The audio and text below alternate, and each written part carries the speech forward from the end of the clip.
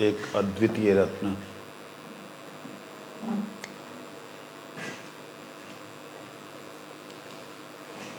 कहते हैं कल हमने जो श्रवण किया था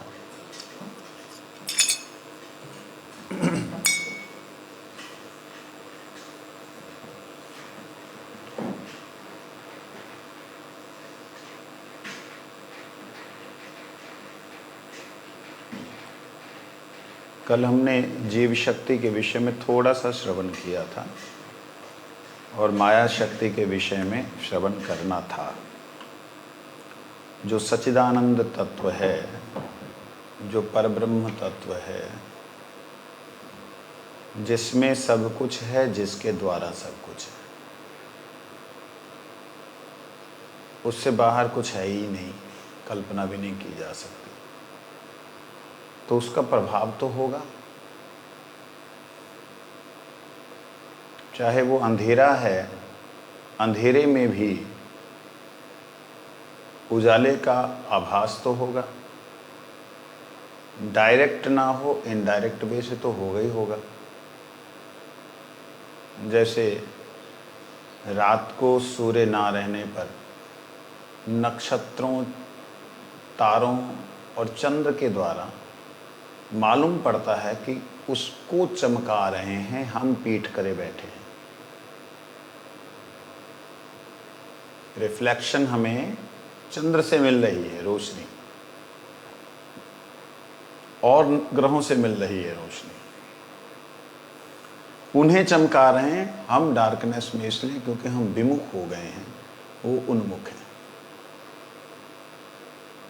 तो इससे मालूम पड़ता है कि अंधकार में भी, अज्ञानता में भी ज्ञान का आभास दिखता है। वो आभास से पता लगता है कि मूल में पूर्ण ज्ञान तत्व है। अज्ञान से अज्ञानता नहीं होती है। एक बात समझना, हम कहें कि अंधकार से अंधकार हुआ ना,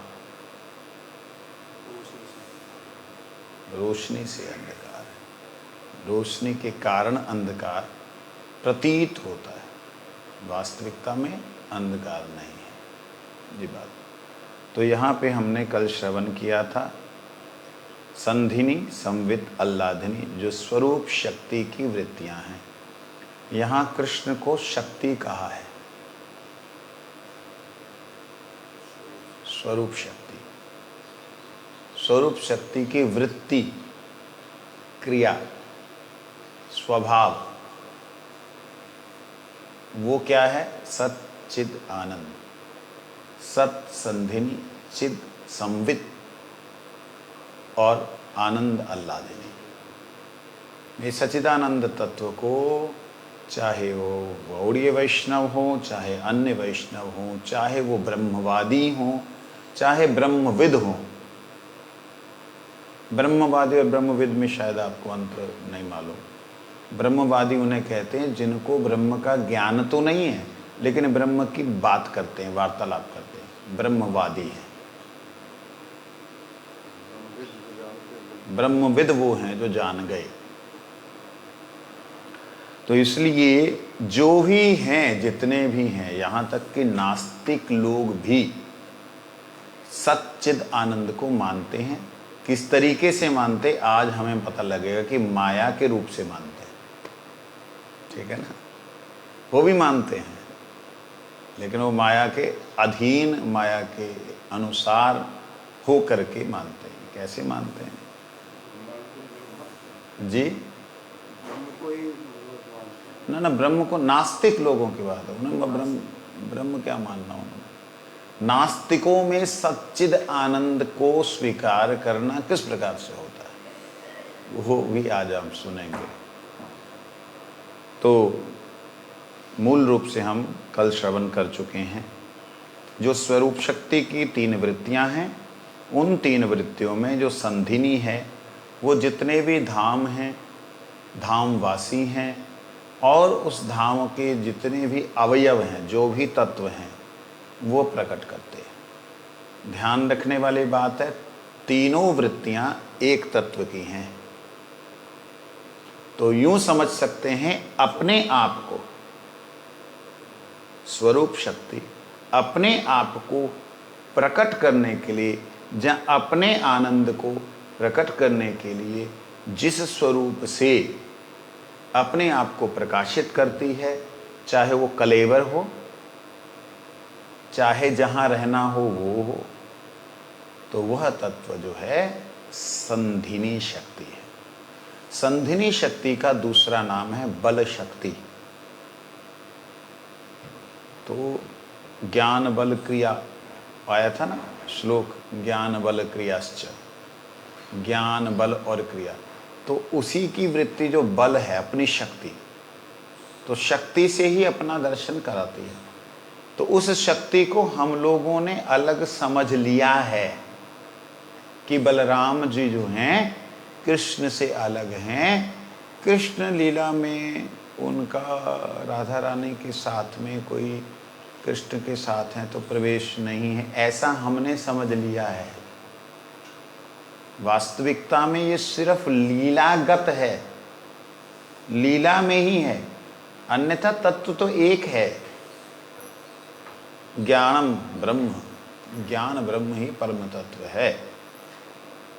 तो यहाँ संधिनी ने जो कि सब संसाधनों को प्रकट करती है, किसके लिए? जीवों के लिए? ना ना ना, in the beginning, in the मतलब शुरुआत की भी शुरुआत में जो हुआ वो अपने आप के आनंद का वर्धन करने के लिए अपने आप का एक्सपेंशन किया गया है। अपने आप का, अपने आप से अपने आप को देखने के लिए विभिन्न रूपों में एक्सपेंशन किया गया। और वही सत, स्वरूप शक्ति का वही सत जो है अपने आनंद को भी कलेवर देता है, अपने आनंद को भी एक रूप देता है, दे करके फिर उस रूप में जो जो कुछ हो रहा है उसको भी देखता है, और जिससे अपना संसाधन प्रकट किए उससे भी आनंद प्राप्त करता है। दोनों से आनंद प्राप्त करते हुए प्रयास ये करता है कि दोनों मेरे से आनंदित रहें। जैसे मैंने कोई बात अगर कह दी तो उस बात के ऊपर टिकना भी मेरा काम बनता है। तो इसी प्रकार से भगवान के द्वारा जो तत्व प्रकट हुआ उसके साथ रहना भी भगवान का कार्य है, परम तत्व का कार्य है। तो इसलिए संधिनी शक्ति को साधारण मत समझिए, यह बल है, स्वरूप शक्ति का बल है। और ये बल जो प्रकाशित हुआ है इसको बार बार आपको समझाने की जरूरत नहीं है कि ये तत्व गोलोक का सब कुछ, वैकुंठ सारे के सारे, और यहाँ तक कि वैकुंठों के जितने अधिष्ठात्री देव हैं, वैकुंठों में जितने भी भगवान के विष्णु के रूप हैं, वो सारे इन्हीं के अंश के अंश हैं, अंशानुअंश। ठीक है। उसके बाद हमने सुना था संवित शक्ति के विषय में। संवित शक्ति जो है वह ज्ञानमयी शक्ति है, जिसमें सारे के सारे तत्वों का ज्ञान प्रकट होता है, जिनसे जितने भाव हैं, जितने रस हैं। रसो वै श, वेदांत का एक सूत्र आया है, रस है तो वही है। रस मतलब आनंद, रस है तो वही है।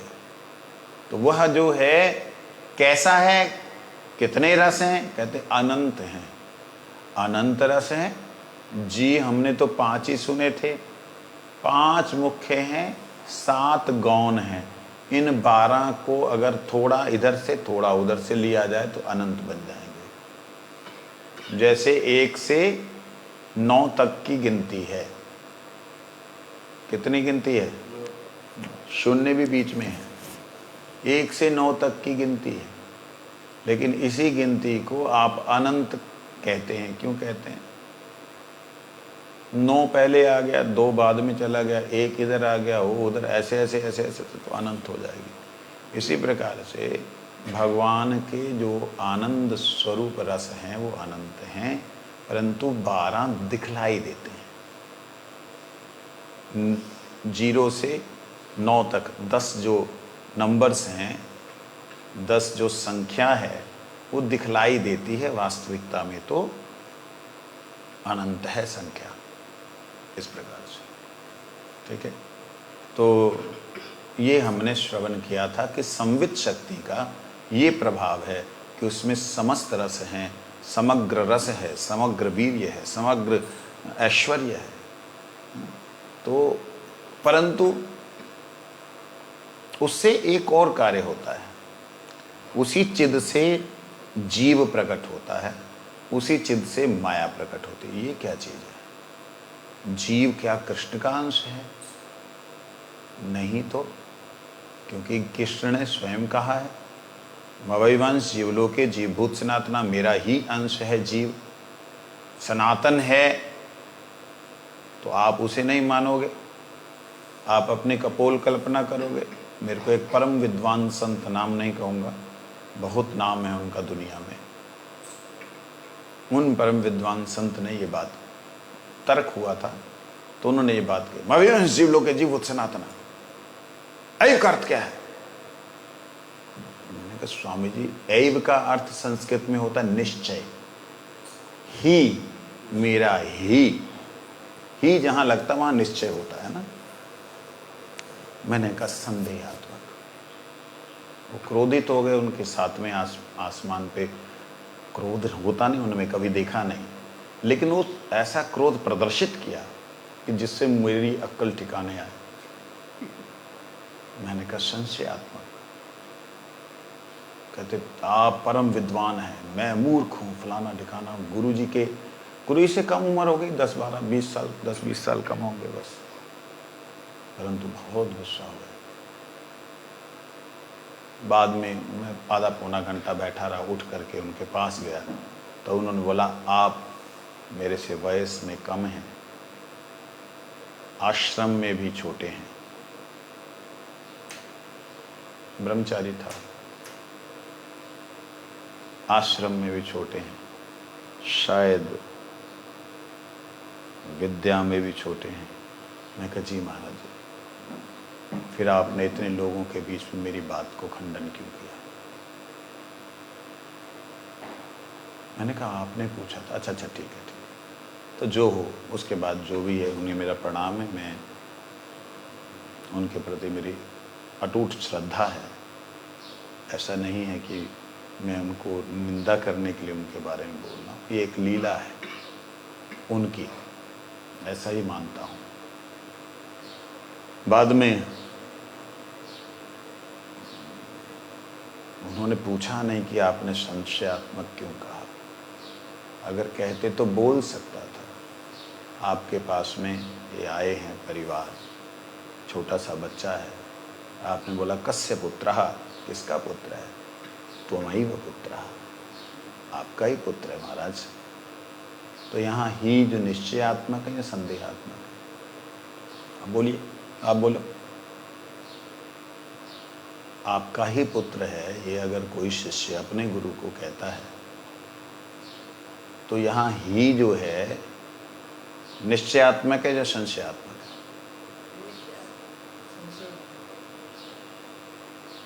संशयात्मक। क्यों? उनका तो है नहीं, वो तो शिष्यों का ही है बच्चा, तो निश्चयात्मक फिर कैसे हुआ?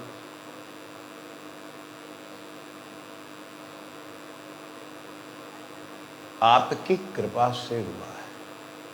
कृपा निश्चय है तभी ये हुआ है, इसलिए आपका ही है, हम माध्यम हैं। संशयात्मक क्यों है? क्योंकि हमसे हुआ है, आपका नहीं है। बात समझे नहीं? ये चीज बड़े बड़े विद्वान धोखा खा जाते हैं। गीता की इस बात को तो सारे ही मानते हैं, मवैवंश जीवलोके जीवभूत सनातना, शक्ति शक्तिमतो अभेदा, शक्ति शक्तिमान से अभिन्न। इसका अर्थ क्या है? बोलने ही नहीं देंगे तो कैसे चलेगा? शक्ति शक्तिमतो अभेदा, परंतु शक्ति शक्तिमान कभी भी नहीं हो सकती। प्रकाश सूरज से, सूरज में, सूरज के द्वारा है, परंतु प्रकाश कभी सूरज नहीं हो सकता। चांद की सारी रोशनी को, चांदनी को इकट्ठा कर लो तो चांद नहीं बन सकता। बोलने नहीं दोगे कैसे चलेगा? तो इस प्रकार से हमें समझना होगा कि भगवान के द्वारा जो माया प्रकट हो रही है, भगवान कह रहे मेरे से है। जीव प्रकट हो रहे, भगवान कह रहे मेरा ही है। जब बोले मेरा ही है, फिर आप क्यों संदेह कर रहे हो जी? गौड़ीय संप्रदाय के लोग क्यों संदेह कर रहे हैं? क्योंकि भगवान ने आगे जाके डिफाइन किया उसको, मेरा ही है, लेकिन कैसा है ये खोला है। भूमि आप अनल वायु खम मन बुद्धि रेवच अहंकार इति में भिन्ना प्रकृति अष्टधा। ठीक है, 8 प्रकार की प्रकृति है जिसका नाम है प्रकृति अष्टधा। अपरेयम, इसका नाम है अपरा। क्या है? अपरा। परा नहीं है, श्रेष्ठा नहीं, अपरा है, निकृष्टा है और अधीन है। ठीक है, अपरेयम ये अपरा प्रकृति के अंश है। इतस्तु अन्या विद्धि प्रकृति में पराम, इससे अन्य एक मेरी और शक्ति है। प्रकृति मतलब शक्ति, स्वभाव, कुछ भी कह ले। एक और स्वभाव है, एक और प्रकृति है, एक और वृत्ति है, उसे कहते परा। जीव भूतम महाबाहो, हे महाबाहो, जीव भूतम, जीव उद्भूतम। भूत शब्द का अर्थ क्या होता है? वर्तमान नहीं, भूत मतलब बीता हुआ। तो जीव को भूत क्यों कहा? जीव भूतम क्यों कहा?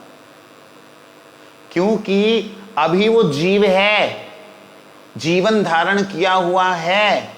जब वो जीवन धारण किया नहीं हुआ था, उस अवस्था की बात कर रहा हूं, तब भी ये जीव था, तब भी इसका जीवन था। जीवन ना धारण करने पे भी इसका जीवन था। बीज में से पेड़ नहीं निकला, लेकिन बीज में पेड़ है, वो कारण स्वरूप से था। तो जीव भूताम, तो बहुवचन बोला उन्होंने। कहते बहुवचन इसलिए बोला, अलग अलग वृत्ति वाले हैं, एक कोई आत्मा, एक कोई आत्मा, ऐसा नहीं एक कोई आत्मा। जीव भूताम बहुवचन। महाबाहो, महाबाहो अर्जुन को कहा है, लेकिन अगर कहें जीव भूत को भी, जीवों को भी महाबाहो कह दिया भगवान ने। क्यों? यह इदम धारित जगत, जिन्होंने इस जगत को धारण किया, बताओ, जीवों ने। भगवान का कोई काम नहीं, जीवों ने धारण किया। कहां हो माता? कैसे जीवों ने धारण किया? थोड़ा ध्यान देंगे। ब्रह्मा भी एक जीव ही है, एक ईश्वर कोटि ब्रह्मा है, एक जीव कोटि ब्रह्मा है। ब्रह्मा जी से जितनी सृष्टि हुई देव देवताओं की, दानवों की, वो सारे के सारे जीव ही हैं। तो जीवों ने धारण किया है, ये बोल रहे हैं भगवान। धारित जगत, तो यहां पे भगवान ने क्लियर कर दिया, मेरा ही अंश है, लेकिन मेरी शक्ति का, शक्ति के द्वारा हुआ, शक्ति का है। इसलिए गौड़ीय वैष्णव ऐसे ही कुछ बोल देते हैं नहीं, प्रत्येक बात के अंदर प्रमाण रहता है। अगर कुछ तथाकथित ज्ञानी, अपने आप को ज्ञानी समझने वाले लोग गौड़ियों के बारे में ऐसे फालतू उलझुल बोलते हैं कि इन्होंने मन गढ़ंत बना रखी। अरे भैया, तनिक बैठो हमारे पास, प्रेम से वार्तालाप करो, युद्ध करने की कोई जरूरत नहीं है, सब समझ में आ जाएगा। मूल रूप से कृष्ण ही हैं, लेकिन मूल रूप को आप सर्वत्र नहीं कह सकते होने पर भी, दिखने पर भी। मूल रूप से सूर्य चंद्र सर्वत्र हैं, एक एक स्थानीय होके भी सर्वत्र हैं, लेकिन आप सर्वत्र को नहीं कह सकते कि वो मूल कृष्ण हैं। बात समझ आ रही है? कैसे? उदाहरण देके बताओ। मतलब कि भगवान श्री कृष्ण जी ही हैं, सब उनके सेवक हैं और सब उनकी आराधना करते हैं। ये तो बोली नहीं बातें, सेवक आराधना करते हैं, बातें तो नहीं बोली। मैंने क्या बोला सुना तुमने? हाँ जी प्रभु जी, सिद्ध कीजिए। सर्वत्र हैं और वास्तविकता में वो एक ही जगह है, परंतु वह सर्वत्र दिखते हैं, दिखने पर भी सर्व वो नहीं हो सकते, है नहीं।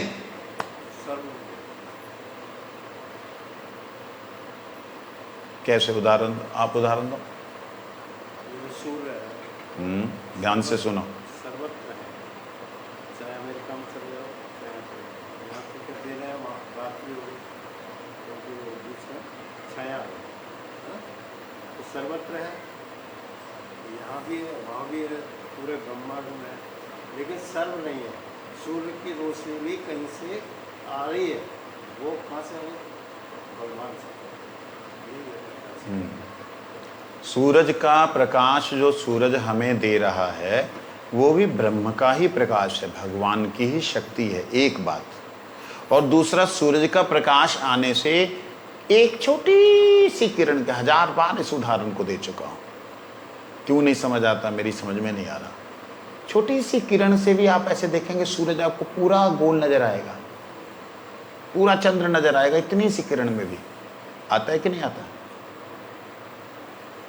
आज एक कोई कण यहाँ पे पड़ा हुआ था, बाथरूम में बैठा हुआ मैं, उस कण को ऐसे रिफ्लेक्ट हुआ, इतना बड़ा दिखाई दिया। मैंने कहा ये क्या है? वो लाइट रिफ्लेक्टर है, क्योंकि मैं बड़ी तल्लीनता से देख रहा हूँ, थोड़ा सा हिलाया वो गायब। इतना सूक्ष्म कण, वो भी बल्ब का जो है प्रकाश दिखला रहा था, मेरी आंखों को ऐसे कर रहा था, क्योंकि ध्यान से देख रहा था। तो प्रत्येक आत्मा में ध्यान से देखने पे परमात्मा का प्रतिबिंब दिखता है, अंडरलाइन, मगर प्रतिबिंब कभी परमात्मा नहीं होता है, ये समझना जरूरी है। ये नहीं समझने के कारण ही अज्ञानता सामने होती है, और जीव, कल हमने श्रवण किया था, जीव की स्थिति में ब्रह्म ज्ञान होता है। क्या होता है? जूम इन कर दो। जीव ज्ञान के, अकेला जीव है यहां पे, जीव शक्ति है अकेली। जीव शक्ति को फिर ब्रह्म ज्ञान ही मिलता है, क्योंकि उसके अंदर भक्ति अभी प्रवेश नहीं की। ये बात समझने वाले समझे नहीं? भक्ति कहां से आएगी? भक्ति अस्तु भगवत भक्त संगेन परिजायते, भगवान के भक्तों के संग से होगी। तो इसलिए उस वक्त उसे ब्रह्म ज्ञान का ही अनुभव होता है, और उसके बाद ब्रह्मानंद मिलता है ब्रह्म ज्ञान से। खुद ब्रह्म का अंश है, मैं ब्रह्म हूं, ये ब्रह्म ज्ञान है, ब्रह्मानंद है। आत्मानंदात्मक स्थिति में जीव पहुंच जाता है। जैसे अणु अंश, जैसे अणु अंश जो है उसमें सूरज दिखता है, तो अज्ञानी जीव जो पूर्ण ज्ञान जिसको नहीं है, वो सूरज को ही सूरज मान लेता है। आहा, मेरे को पूर्ण सूरज के दर्शन हो गए। ये सूरज के दर्शन नहीं भैया, ये सूरज के प्रतिबिंब का, किरणों का दर्शन है मात्र। भी सूरज का दर्शन करने का समर्थ तब होगा जब हम सूरज के अनुकूल, ध्यान दीजिए नई बात, सूरज के अनुकूल, सूरज के अनुसार अपने में भी सूरज की सत्ता रूपी अग्नि को संचार कर लेंगे, अगर मान लीजिए तब प्रवेश कर सकते हैं। अग्निमय शरीर हो जाए तब प्रवेश। अग्निमय शरीर कैसे हो सकता है? अगर हम अपने दाहिने श्वास सूर्य नाड़ी इसी को ही संचालन रखें 40 दिनों तक लगातार, और प्राणवायु में केवल अग्नि तत्व को ही आकर्षण करें, धीरे धीरे ये शरीर पूरा एकदम तपने लगेगा और इस शरीर में अग्नि प्रज्वलित हो जाएगी। आप फिर उसके बाद सूरज में प्रवेश कर जाओ, मरोगे नहीं। बोलो वृंदावन। बाकी तत्व इसमें से गायब हो जाएंगे। ऐसे कैसे होता है जी? गांधारी ने इसी प्रकार किया। गांधारी ने, सती ने इसी प्रकार से किया। कौन सी सती? सती किसे कहते हैं? मूल रूप से शिव जी है ना, शिव जी की जो शक्ति है सती, उन्होंने वही अग्नि, योगाग्नि प्रकट की। अपने शरीर के दाहिने श्वास को केवल अग्नि तत्व को खींचने के लिए लगाया। जैसे ही वो भीतर गया, भीतर की अग्नि और बाहर की अग्नि एकदम विस्फोट हो गई और शरीर पूरे का पूरा जलने लगा। इस प्रकार से तो मैं कहाँ से थोड़ा सा कहाँ चला गया, अचानक से ध्यान आया तो मैंने कहा ये भी बता दूं, कहीं तुम लोगों को जरूरत पड़े हवा में उड़ना है तो वायु तत्व को बढ़ाओ, जल में जाना तो जल तत्व को बढ़ाओ। ये 5 तत्वों के शरीर को आप जैसे चाहें वैसे चला सकते हैं। ये भगवान ने जीव को शक्ति दे रखी है। तो विषय पे वापस आते हैं। तो उस चेतन अनुचेतन में आपको विभु चेतन का दर्शन होता है, परंतु विभु चेतन नहीं है अनुचेतन। ये बात को कई विद्वान लोग नहीं समझ पाए। आत्मा से परमात्मा, आत्मा से परमात्मा समझ नहीं पाए। बात को समझाने के लिए बहुत सारे सीधे समझाने। अभी उसमें ये चीज समझने वाली है कि आत्मा सो परमात्मा जो आप कह रहे हो एक ही तत्व है, वो वास्तविकता में नहीं है ही नहीं। अनंत प्रकाश सूरज एक, अरे एक होने पर भी प्रकाश सूरज नहीं है, ये मानना ही पड़ेगा आपको। आइए आगे चलते हैं। ये तो हुई बात जीव जो भगवान की किस शक्ति से प्रकट हुआ है, पढ़ के बोलो तो। अल्लादनी से हुआ जीव, संधनी से हुआ। वाह, अब सारी शक्तियों का नाम ही ले लिए तूने। ये क्या लिखा है? संवित कृष्ण और चित्त शक्ति से जीव शक्ति और माया शक्ति का प्रभाव। चित्त शक्ति से जीव शक्ति व माया शक्ति पर प्रभाव। किससे? चित्त शक्ति से। चित्त शक्ति कौन है? कृष्ण है। क्या अकेले चित्त हैं कृष्ण? चिद हैं कृष्ण है? वो तीनों ही हैं बाबा, सच्चिदानंद ही तत्व है। ध्यान देना, कोई बात नहीं, आपसे नहीं पूछेंगे, लेकिन आप ध्यान दीजिएगा। नहीं ध्यान दोगे तो कुछ लाभ नहीं होगा। इसलिए चित्त शक्ति का प्रथम जो शक्तियों में विशेष शक्ति देखी जाती है वो जीव शक्ति है। और जीव शक्ति के कारण, जीव शक्ति के कारण उसका एक स्वाभाविक वृत्ति बनती है, उसके पीछे अंधकार बन जाता है, वो माया शक्ति। तटस्थ अवस्था के कारण एक जगह पे जाकर के, एक अवस्था में जाकर के वो ब्रह्म ज्योति, वो ब्रह्म तेज, ब्रह्म का प्रकाश वो घना हो जाता है। जहां घना हो जाता है वहीं जीव कहलाता है। समझे? नहीं नहीं समझे, ऐसे ही समझा ना। प्रकाश जहां पे जाके घना हो गया, कंसंट्रेटेड हो गया, वहीं पे जीवों की उत्पत्ति होती, उसी को तटस्थ कहते हैं। और ध्यान दीजिए, उसके घने होने के कारण जो अंधकार है, मूल तत्व से अंधकार जो बीच में बना, घनत्व के कारण अंधकार और गहरा हो गया। ये है योग माया से, उस परा प्रकृति से जीवों के प्रादुर्भाव होने का स्थान, इसे तटस्थ कहते हैं। जो कि चिद और अचिद, चिन्मय और माया, इसके बीच का स्थान है, मार्जिनल पोटेंसी इसीलिए कहते हैं। अब आगे चलते हैं। जीव के विषय में मालूम पड़ गया कि जीव अनुचैतन्य है, इसलिए उसमें पूर्ण चैतन्य का प्रतिबिंब दिखता है। दिखने के कारण उसे क्या होता है? ब्रह्म ज्ञान होता है। ब्रह्म ज्ञान होने से उसी अनुचैतन्य को ब्रह्मानंद होता है। परंतु यही जीव जब केवल शरणागत हो जाता है, पूर्ण शरणागत हो जाता है, तब भक्ति देवी की कृपा होती है। भक्ति देवी की कृपा कौन सी है? चिद का अंश है। किसका अंश है?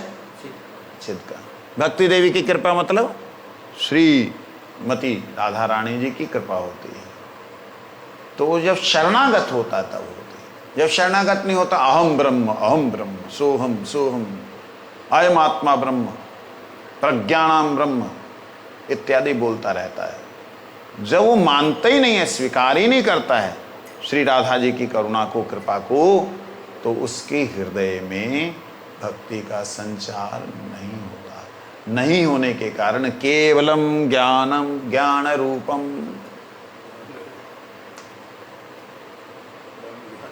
निर्वाण स्वरूपम, बस ब्रह्म में, ज्ञान में, इसी में पड़ा रहता है।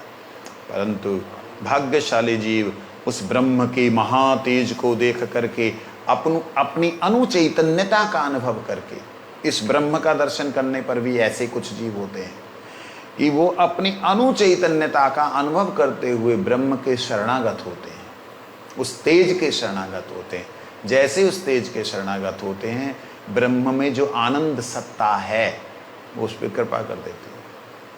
वो आनंद सत्ता आह्लादनी शक्ति का ही प्रभाव है। कृपा करते ही वो जीव फिर आकर के संधिनी शक्ति के चरणों में, जहाँ आह्लादनी शक्ति के चरणों में शरणागत हो जाता है। जब शरणागत होता है ब्रह्म के प्रति, ध्यान देना, ये है संवित कृष्ण जो ब्रह्म स्वरूप है। जब जीव अपने आप को कृष्ण समझता है, अपने आप को ब्रह्म समझता है, तब तक उसे ब्रह्म ज्ञान और ब्रह्मानंद मिलता है केवल। लेकिन जैसे ही कृष्ण को अपने से श्रेष्ठ और अपने कारण समझते हुए उनके प्रति शरणागत होता है कि प्रभु कृपा करो, मैं तुच्छ जीव हूँ, साथ साथ श्री राधा रानी की कृपा होती है। और कृपा होते ही उसके अंदर शरणागत भाव जागृत होता है। वो शरणागत भाव जागृत होने से उसके अंदर भक्ति का प्रभाव हो जाता है।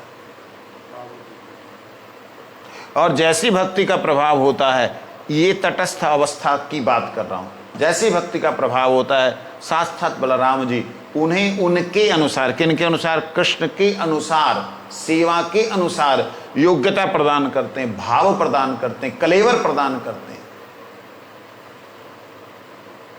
समझ लगे? ये है तटस्थ अवस्था से इधर आने वाली बात। अब तटस्थ से उधर जाने वाली बात, जो कि माया शक्ति है।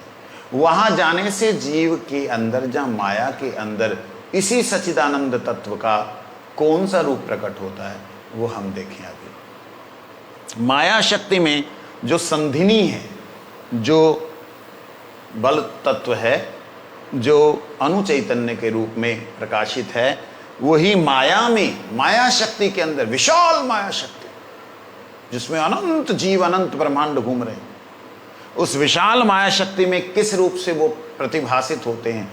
कहते हैं वो संपूर्ण जड़ ब्रह्मांड और जड़ शरीर के रूप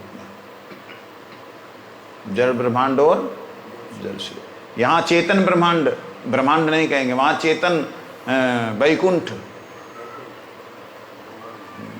वहाँ ब्रह्मांड, वहाँ एक एक ब्रह्मा है, तो एक एक ब्रह्मांड में।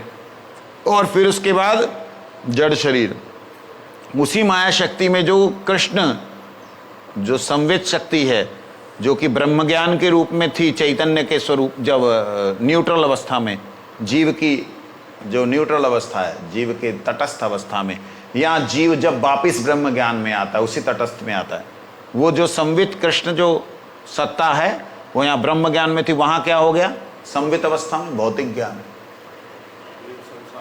संसार का ज्ञान, अरे अणु का ज्ञान, परमाणु का ज्ञान, फिर अणु अणु से परमाणु से मिल करके जो फिर परमाणु बम का विस्तार, और फिर उसके बाद परमाणु ऊर्जा जो है नेगेटिव भी ले सकते हैं, पॉजिटिव भी ले सकते हैं। परमाणु के ऊपर ना जाने कितने बड़े बड़े बड़े बड़े ग्रंथ लिख दिए, पोथियां बन गई, किताबें बन गई। वो है किसका? संवित कृष्ण के ज्ञान का प्रथम जो स्वरूप है वो ब्रह्म ज्ञान है, और उसका विकार जो है वो है जड़ ज्ञान, संसार का ज्ञान, मिट्टी का ज्ञान। मिट्टी में कैसे जो है अग्नि है, कैसे उसमें जल है, कैसे उसमें आकाश है, कैसे पवन है, इसको प्रकाशित करना, दिखलाना, उसको प्रूफ करना, इसी में लगे रहना, करोड़ों खरबों रुपए खर्च करते रहना। ये ब्रह्म ज्ञान का विकार जड़ ज्ञान है सच्चिदानंद उसमें भी। और उसके बाद है हल्लादनी जड़ानंद, और उसमें से कुछ अगर मिल गया ना कि ये बनाया, और तीसरा I have done, oh I did this, blah blah blah blah, मैंने कुछ कर दिया। फ्रेग्रेंस जो बनी है ना, ये जो ये क्या नाम तुम्हारा, जो सेंट बने हैं, फ्रांस के जो एक एम्पायर थे, उनका नाम भूल रहा हूँ, उसने अपने जन्म के समय हो सकता माँ ने स्नान कराया हो, जहाँ पोंछ के रख दिया हो, उसने पूरे जीवन में स्नान नहीं किया। मैं नाम भूल रहा हूँ, फ्रांस के थे, फ्रांसिस ना क्या नाम था, जो भी है। तो उन्होंने पूरे जीवन में, जीवन काल में स्नान नहीं किया। उसने ये जो सेंट हम देख रहे हैं ना, वो स्प्रे वाले, उसने स्टार्ट किए। स्प्रे वालों से पहले वो इत्र लगाते थे, उसने शुरू किया कि भैया शरीर से गंध ना आए, सुगंध आए, नहाना नहीं है, बिना नहाए शरीर रहे और सुगंध आए। तो उसका एक विशेषता थी, खासियत थी कि वो किसी भी शीशी के पास में जा कर के उसकी सुगंध ले करके उस सुगंध के अंदर डूब इतना जाता था कि इसमें अगर चंदन की सुगंध में अगर गुलाब का मिक्स कर दें, और इतना परसेंट, इतनी उसकी खोपड़ी थी, इतनी बूंद इसमें ये डाल दें तो ये वाली सुगंध बनेगी। इतना डेप्थ थी उसको सुगंध की, समझे नहीं? बदबू को दूर करने के लिए, उस सुगंध में आनंद प्राप्त करने के लिए जीव ने अपनी संपूर्ण ऊर्जा को लगा डाला। यह है जड़ ज्ञान से प्राप्त जड़ानंद। हो मैंने ये कर दिया, देखो देखो देखो देखो। एक ऐसी रानी थी, नाम मैं भूल रहा हूं, उसका भी यही हाल था कि उसने मतलब सुगंध देख करके ही उसके ऊपर जो है वो निर्णय कर देते थे कि इसमें ये मिला दो, ये मिला दो, ये मिला दो, ये एक बूंद और मिला दो। और ऐसी दिव्य दिव्य आविष्कार किए उन्होंने कि आज उनकी जो वो छोटी सी बोतल्स होती ना, हजारों रुपए में बिकती हैं, हजारों डॉलर्स में बिकती हैं, हजारों डॉलर्स में, इतना सा लाखों रुपए में बिकता है। क्यों? आविष्कार उसका किया हुआ है। अपने उसी छोटे तुच्छ, असभ्य भाषा प्रयोग करूं, टुच्चे से आविष्कार को लेकर के जीव आनंदित होता, हमने कुछ कर दिया। अरे जब शरीर ही नहीं रहा तुम्हारा, तुम कहाँ चले गए, कौन से नरक में पड़े हुए हो, ये तुम्हें आगे का ज्ञान ही नहीं है। तुम तत्व क्या थे, बन क्या गए, ये मालूम ही नहीं है, तो जीवन का क्या फायदा। तो जड़ानंद कब होता है, जड़ में आनंद कब होता है? जब भौतिक ज्ञान व्यक्ति को होता है। जैसे तुम्हें जितना मालूम उतना मालूम, तुम्हें जितना मालूम उतना हमें नहीं मालूम, जिस विषय में है ना, पर्टिकुलर विषय में। पैसे के विषय में जितना उनको मालूम है उतना हमें नहीं मालूम। कैसे उसको किया जाए, कैसे घुमाया जाए, कैसे बनाया जाए, कैसे डबल होगा। अभी ये सर्टिफिकेट लेने से ऐसा होगा, ए सर्टिफिकेट होने से शायद 2% और बढ़ जाए। इस प्रकार से व्यक्ति अपने ज्ञान के अनुसार तुच्छ सुखों में सुखी हो रहा है। यही माया का प्रभाव है, इसे ही माया कहते हैं। समझ लगे? यही माया है। तो कहते माया में इस प्रकार से सच्चिद आनंद का प्रभाव। अच्छा, एक बात और, सच्चिदानंद तत्व जो जीव में है, ये जो जैसे बताया अनु चैतन्य, ब्रह्म ज्ञान, ब्रह्मानंद, ये जो बतलाया, ये किस प्रकार से दिखलाई देता है, मतलब प्रैक्टिकली कैसे दिखता है, इन द एक्शंस, क्रिया में कैसे दिखता है, इसके ऊपर गुरु जी की कृपा से एक अध्ययन है मेरा। वो है इच्छा, क्रिया और अनुभूति के रूप में। इच्छा व्यक्ति कब करता है? जब ज्ञान होता है। ज्ञान के बिना इच्छा, तो किसका अंश है जीव? चिद का अंश। किसका अंश है? ज्ञान का अंश। तो इच्छा, क्रिया, इच्छा है कुछ करने की, क्रिया करने के लिए क्या चाहिए? शरीर, संधिनी शक्ति, सारा ब्रह्मांड और शरीर, ठीक है।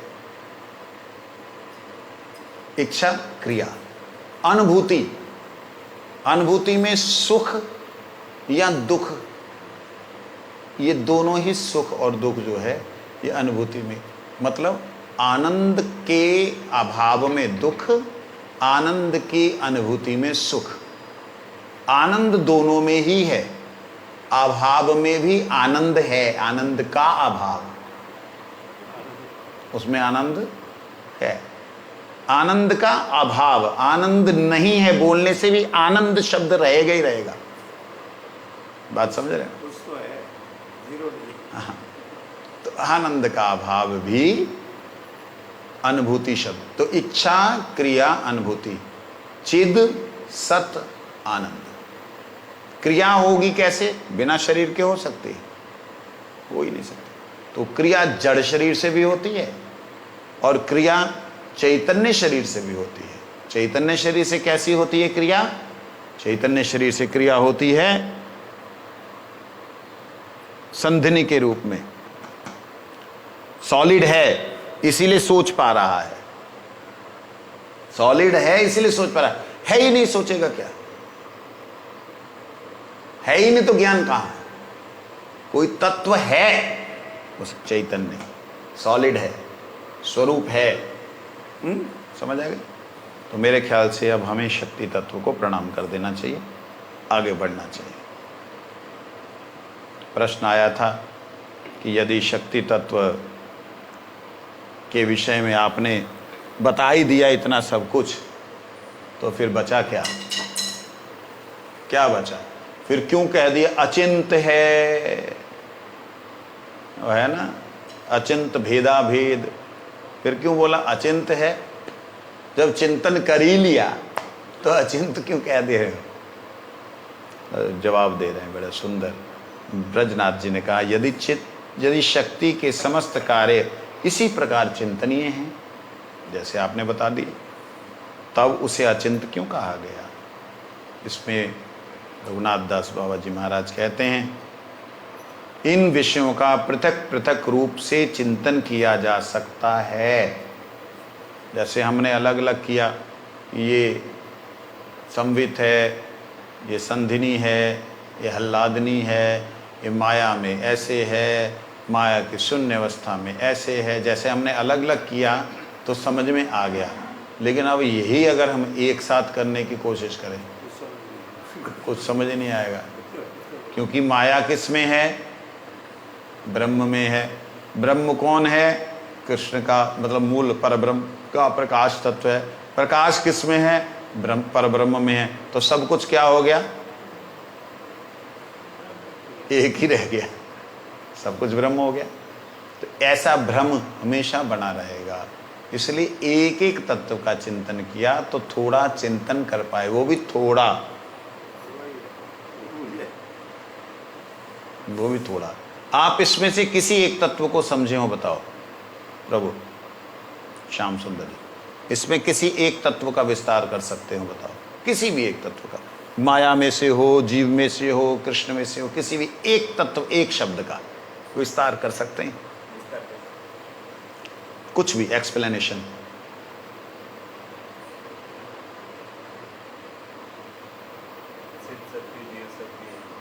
चित्त शक्ति, जीव शक्ति, माया शक्ति, तो तीन बोल दिया आपने। मैं तो सिर्फ एक शब्द, कोई भी एक शब्द का विस्तार कीजिए। जैसा आपने बताया वैसे ही बोल सकते हैं। एक शब्द का, कोई भी एक शब्द उठाओ, यहाँ में से, इसमें से उठाओ। चित्त शक्ति, चित्त शक्ति में जो संधनी वृत्ति है, जो संपूर्ण ये स्वरूप शक्ति है। आप स्वरूप शक्ति में क्यों चित्त शक्ति रखो? सिर्फ चित्त शक्ति, तो चित्त शक्ति उसमें संधनी और आह्लादनी मत लाइए, चित्त शक्ति के बारे में बोलो। केवल चित्त शक्ति में जो फिर ऐसे बोल नहीं सकते कि केवल एक को ही ले सकते हैं, एक ही को लेना है, चित्त शक्ति को लो। तो उसमें वृत्तियाँ तो आएगी, वृत्ति लानी नहीं, बिना वृत्ति के जब हम उसका चिंतन करने लगेंगे तो शून्य हो जाएंगे, बुद्धि नहीं रहेगी। चित्त शक्ति का मतलब है ज्ञान। ज्ञान का मतलब क्या? क्या है ज्ञान? ज्ञान का मतलब कैसा है ज्ञान, दिखता कैसा है ज्ञान। इस चीज को व्याख्यान नहीं किया जा सकता, उसे कहते हैं स्वयं प्रकाश।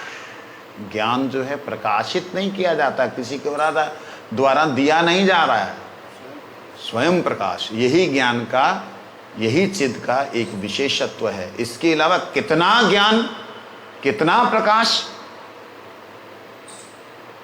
जो प्रकाश है स्वयं प्रकाश, कैसा प्रकाश, कितना प्रकाश, उस प्रकाश की कल्पना कोई कर सकता है? उसे इसीलिए कहा अचिंत। बाबा जी महाराज ये कह रहे, अचिंत जब हम बोल देते, हमने सब तो चिंतन कर लिया, हम सब तो जान गए, कछु ना जाने, कछु ना जाने। चिंतन भी कितना चिंतन, असीमता में भी कितना असीम। जब सीमा से परे ही है तो इसलिए तो अचिंत कहा उसे। तो फिर छोड़ो ना महाराज, हरिनाम करिए ना, कहाँ चक्रों में पड़े हुए हैं। हाँ भजन करो और क्या, हरिनाम करो, संध्या वंदन करो, बस कहाँ ये ज्ञान व्यान के चक्कर में पड़े। अरे बाबा, तुम्हें कोई भी व्यक्ति इधर उधर भगा लेगा ये बोल करके कि जब उस जगत में संबंधों का, कहीं भी भगा लेगा। उस जगत में जब है ही तीन तत्व, सच्चिदानंद तत्व है, तो उस सच्चिदानंद तत्व के अलावा कुछ और है ही नहीं, फिर वहाँ आनंद कहाँ है? सभी तो आनंदमय हैं, सारे तत्व ही सच्चिदानंद है, तो सारे तत्व पूर्ण आनंद में हैं। तो किसी को किसी की क्या पड़ी वहाँ पे? कोई भी घुमा देगा तुम्हारी खोपड़ी को। अभी मैं घुमा सकता हूँ इतना सिखाने के बाद भी, हाँ। परंतु अगर इन्हीं चीज़ों को आप अपने दिमाग में रख के हरिनाम करोगे, मंत्र जप करोगे, तो इन तत्वों की कृपा से ये तत्व आपके सामने खुलने लगेंगे, प्रकाशित होने लगेंगे। होते होते होते होते मूल तत्वों में अगर गलती से पहुंच गए तो दुनिया की कोई ताकत आपको नहीं हिला सकती। समझ लगी? दुनिया के तो छोड़ो, साक्षात ब्रह्म भी अपने संपूर्ण तेज के साथ प्रकट हो जाए, बोले मेरे में विलीन हो जाए, भैया हमें ना चाहिए, तो हम ना जा रहे तो हमें तो ठाकुर जी की सेवा चाहिए, श्री राधा रानी के दासानो दास भाव चाहिए। ब्रह्म ज्ञान को भी लांघ करके जीव जा सकता है अगर वह इन तत्वों का चिंतन करते हुए हरि नाम करे तो। समझ गए? आइए, कहते हैं इस जड़ जगत में परस्पर विरुद्ध धर्म समूह एक दूसरे को नष्ट कर देने वाले होते हैं। इस जड़ जगत में परस्पर विरुद्ध धर्म स्वरूप समूह जो हैं एक दूसरे को नष्ट कर देने वाले होते हैं। इसका अर्थ क्या है? इसका मतलब है यहाँ पर जो भौतिक ज्ञान है, जो एक भूत प्राणी का ज्ञान है, एक पंच महाभूत का ज्ञान है, वो एक भूत का ज्ञान दूसरे तत्व के ज्ञान को नष्ट कर देता है। नष्ट कर देता मतलब, मान लो आपने आकाश के बारे में बहुत कुछ जाना, लेकिन जैसे ही उसमें हवा आ गई तो आकाश का ज्ञान तो उसमें अपने आप ही घुसा हुआ है, लेकिन हवा का ज्ञान आपको है, परंतु आकाश का ज्ञान आपको अलग नहीं है। जब तक आप हवा को अलग ना कर दोगे आकाश में से, तब तक नहीं है। लेकिन आकाश का ज्ञान हवा में है, हवा में आकाश है, उसका ज्ञान है। इस बात को, दोनों पृथक है ना, आकाश अलग है, उसके अंदर हवा अलग है। तो आकाश और हवा दोनों एक दूसरे को नष्ट करने वाले समूह हैं। नष्ट का मतलब, अगर एक तत्व है दूसरा दिखाई ना देगा, अगर दोनों तत्व हैं दिखने पर भी उसका अनुभव ना होगा। हवा है, उसमें आकाश का अनुभव ना होगा। आकाश अकेला है तो हवा का अनुभव नहीं होगा। इस प्रकार से दोनों परस्पर विरुद्ध स्वभाव वाले तत्व जो हैं, धर्म शब्द का होता है स्वभाव, तो विरुद्ध धर्म समूह मतलब विरुद्ध स्वभाव के समूहों का आपस में इकट्ठा कैसे रह रहे बाबा? एक दूसरे को नष्ट करने वाले हैं ना, एक साथ कैसे हैं? एक दूसरे को कंट्रोल करते हैं और कंट्रोल नहीं भी कर सकते। जैसे हवा के अंदर आकाश है, आकाश हवा को कंट्रोल कर रहा है, ठीक है, लेकिन प्रैक्टिकली देखा जाए जहां आकाश है वहां हवा है ही नहीं, तो कंट्रोल कैसे कर रहा है ना? विचित्र बात। हवा आकाश के माध्यम से बह सकती है, जहां हवा जो है वो उसमें नहीं है ना, यही तो बात है। लेकिन ग्रेविटेशनल फ्रंटियर है पृथ्वी का, जी जी, उसके बाद में हवा नहीं है, स्पेस, नो एयर, ठीक, यही बात। लेकिन ये सारे का सारा ग्रेविटेशनल जो पावर है और इसके कारण से घर्षण है, ये हो तो आकाश में ही रहा है तो आकाश में ही। लेकिन आकाश में ये सब होने पर भी आकाश तत्व में नहीं है, मतलब एक दूसरे के विरुद्ध स्वभाव वाले तत्व एक साथ टिके हुए हैं। ये अचिंत नहीं है क्या? पृथ्वी घूमती है, जी, ठीक है ना, घूमती है ना।